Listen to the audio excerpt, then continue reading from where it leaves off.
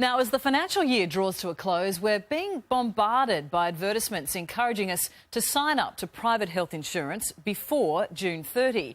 So with just one business day left to go, we've called on financial advisor Scott Hayward to give us the lowdown on whether private health insurance is right for you and your family. Scott, good morning to you. Good morning, Deb. So who is private health insurance really good for? Who's at an advantage if you take out this type of cover? Well, the difference between the words health and wealth really are only the letter H.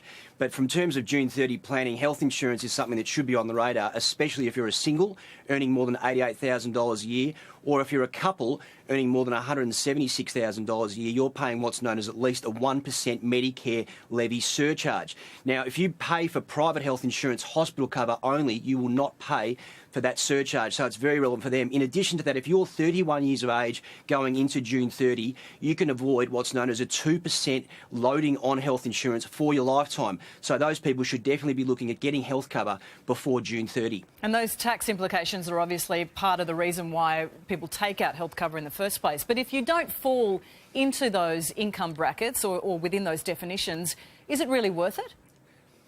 Well, yes, Deb, if you're earning under $88,000 a year, you'll get the full 29%. Of course, couples with $176,000, you'll get the full 29% rebate. But I suppose you could have to look at your family budget on insurance. People spend money on insurance in various ways, home and contents insurance, income protection, etc., and you can't afford everything. But individuals earning more than $88,000, as I said, are paying that Medicare levy surcharge, and that goes up to over 1.5%. So it's worth looking at in the budget before June 30. And, of course, you can still apply online and be entitled to that rebate. Yeah, because that's the thing. We've got the deadline looming very quickly. If you get in now, you'll be right.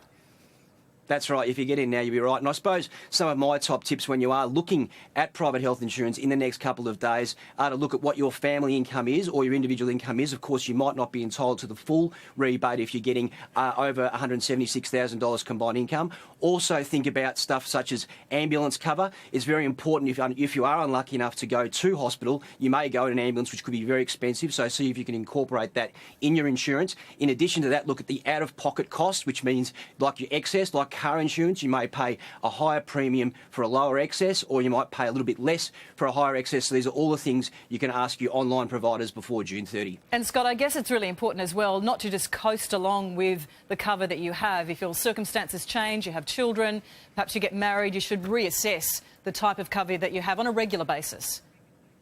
Well, that's right. I think that's a part of every insurance. It should always be reviewed, and you should also engage a financial advisor to help you. But from my point of view, private health insurance is very important. And if you can only afford just hospital cover and you can't afford all the extras such as dental and optical if you're not going to use them, then you may not bother and you may not be able to afford it. But just hospital cover alone could be very worthwhile and save people thousands of dollars if something does go wrong. Yeah, great advice. Scott, thanks for joining us in this busy tax time. So there you go, Cam, some good advice. Yeah, I hate this.